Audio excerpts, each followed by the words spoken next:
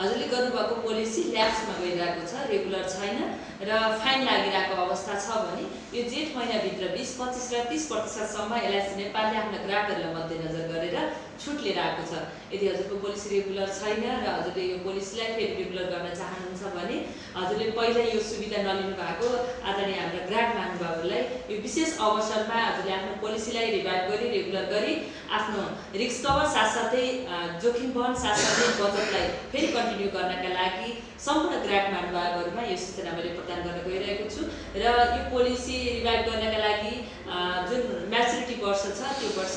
रहेका ग्राहकहरूले पाउनुहुने छैन र योभन्दा अगाडि फेरि यो सुविधा लिनुभएको ग्राहकहरूले पाउनुहुने छैन र बिचमा यो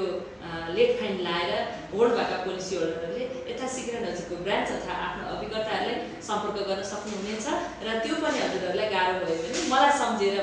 हजुरले आफ्नो पोलिसीलाई रेगुलर गर्नका लागि हजुरले फेरि पुनः सक्नुहुनेछ। Thank you so much.